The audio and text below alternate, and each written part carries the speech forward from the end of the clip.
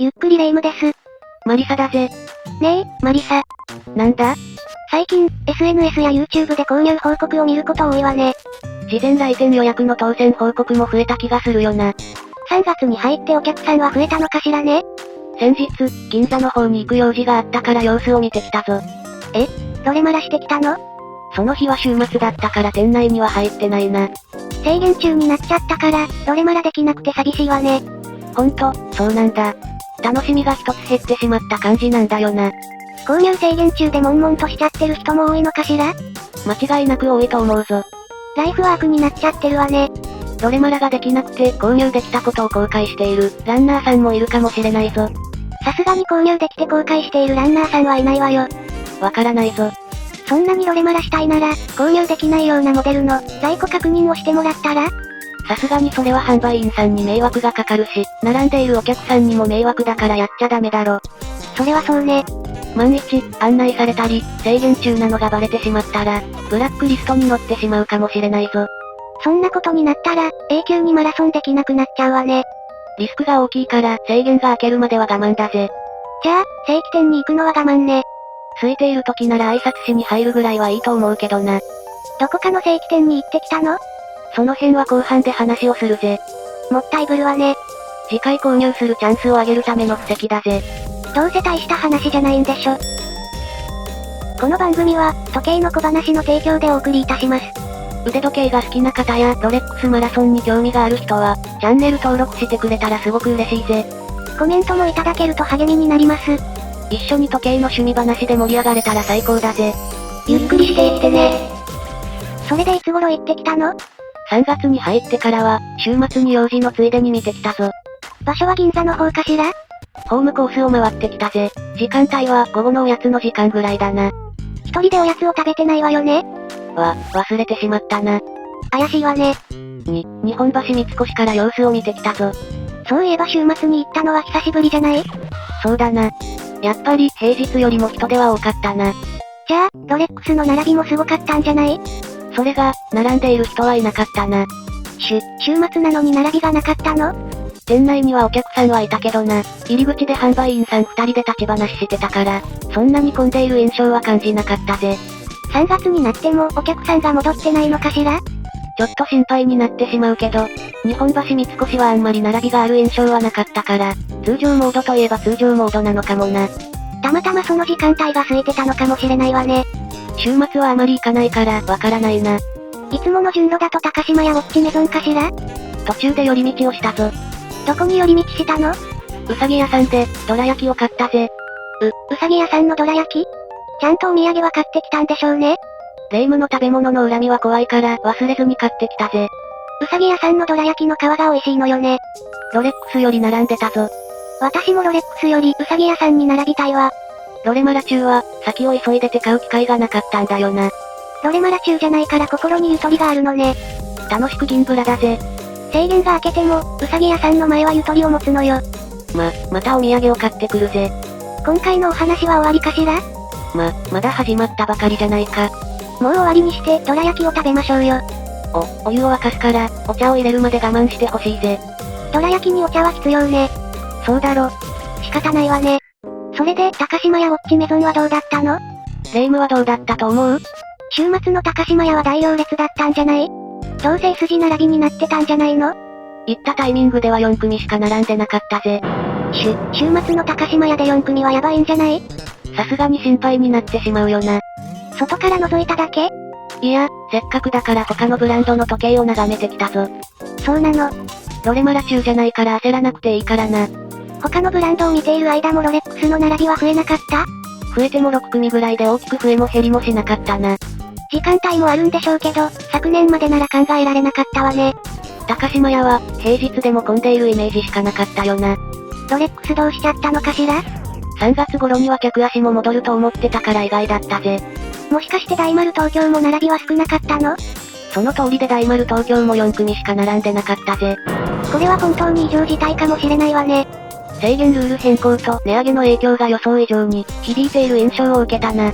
並木の方まで行ったの？気になったから並木も様子を見てきたぜ。大丸東京が4組しか並んでないなら並木は期待できないでしょ。それが、並木は5組並んでたんだぜ。並木が一番並んでいるじゃない。そうなんだ。びっくりしてしまったな。週末に5組が多いのかわからないけど、少し安心したわね。時間帯が違えば、大丸東京や高島やウォッチメゾンも、大行列ができている時間もあるのかもしれないな。それなら、その時間帯に行くのは狙い目かもしれないわね。購入チャンスが広がっているのは確かだと思うから、マラソンしているランナーさんには頑張ってほしいぜ。ほんと希望モデルが購入できるといいわね。アドバイスとして、マラソンを楽しんでいるランナーさんは、本当に欲しいモデルを求めて妥協しない方がいいと思うぞ。マラソンできないと退屈になっちゃうから？それもあるし、6月の制限明けの人が戻ってくるまで、チャンスは広がり続けるかもしれないぜ。ここまで頑張ったなら勝負で追い求めてもいいかもね。そう思うな。制限中のランナーさんは、ロレマラ中のランナーさんが羨ましいわね。そんなランナーさんのためにアドバイスだぜ。なんなの？ただ、正解かどうかはわからないから自己責任でお願いするぞ。とりあえず聞いてあげるわ。購入したロレックス正規店と販売員さんに、お礼と時計を見せに行くのはいいと思うぞ。それはランナーさんならみんなやってるんじゃないの？転売ヤーじゃないことの証明になるからな。販売した腕時計をつけてきてくれたら、販売員さんも嬉しいわよね。購入できなかった店舗に挨拶に行くのはどう思う？それは難しいわね。他で購入したのを聞いたら、気分が良くない販売員さんもいるかもしれないわね。そうだよな。絶対の正解はないけど、人によって感じ方が違うよな。系列が同じなら問題ないかもしれないわね。それは大丈夫な気がするぜ。でしょ？反対意見もあると思うけど、購入できなかった店舗にも、お礼に行くのもありかと思うんだ。それはどうして？条件付きだけど、タブレットで希望モデルを管理している店舗だ。そういう系列もあるわね。わからないけど、タブレット管理している店舗は来店日や、来店回数も入力されているかもしれないだろ？可能性はあるわね。制限が明けてマラソンに復帰したら、前回の来店日を見て半年間空いているのがわかるよな。制限中だったんだって思うわね。なら、購入できたことを伝えてお礼を先に伝えた方が、潔くていい気もするんだよな。どうせわかっちゃうなら先に伝えちゃうのね。購入した時計をつけていって、それが登録されている希望モデルと一致していたら本当に探していたんだと思ってもらえるし、転売してないことも分かってもらえるだろ。中には好印象を持ってくれる販売員さんもいるかもね。もしかしたら、タブレットに転売ヤーじゃないと入力してくれるかもしれないだろ。そういう入力欄があるかわからないけどね。正解はわからないけど、一つの考え方としてありだと思うぜ。答えも出ないしね。だから、あくまでも自己責任でお願いするぜ。多くの意見の一つだと思ってください。銀座に行ったついでに行きたいお店があったから寄ってきたぞ。その話は次回でいいんじゃないの？なんで？もうお湯も沸いたからお茶を入れてどら焼きを食べましょうよ。少しで終わるから話したいぜ。仕方がないわね。2月27日にグランドオープンした時計店があるんだ。YouTube のおすすめで見たことあるわよ。少しもあるんだけど、時計好きなら気になるよな。売り上げがすごいのよね。事業開始3年目で年商900億円目前らしいぜ。すごいじゃない。約40億円分の高級腕時計を扱ってるらしいぜ。それは気になって行ってみたくなる気持ちもわかるわ。ネット記事には、パーネルレディメイドコラボの、時価2億2000万円超えの時計も展示されていると書いてあったぜ。もう何もかもが規格外ね。だから銀座に行く機会に行ってみようと楽しみにしてたんだ。それは楽しみにしちゃうわよね。だろ。それで、どうだったの？結論から言うと、少し残念だったな。どこががっかりしたの？店内は想像していたより狭い空間だったな。銀座だから家賃も高いでしょうしね。1階に時計が展示されていて、2階が商談ルームになってるぞ。展示品が少なかったの？展示されている時計は素晴らしかったぞ。そうなの？メインのショーケースには豪華な腕時計が展示されてたぜ。2億円超えの腕時計も展示されてた？2本展示されてたな。すごいじゃない。展示品に関しては、普段見れない時計が見れてよかったな。じゃあ、何が不満だったのよ？雰囲気というか演出かな。どういうこと？販売員さんも見学だけで購入しないと思ってたんだと思うけど、店長らしき一番上のような人がずっと電話をしてたんだ。お店の中で？そうなんだ。聞こえるの？狭い店内だから丸聞こえだし、気にしている様子もなかったな。マナーの話かしらね。気にならない人は、全然気にならないことかもしれないぜ。そうよね。何千万円、何億円の時計を販売する店舗だから、ついつい期待が大きくなってたのもあるかもしれないな。お客に思われなかったのかもね。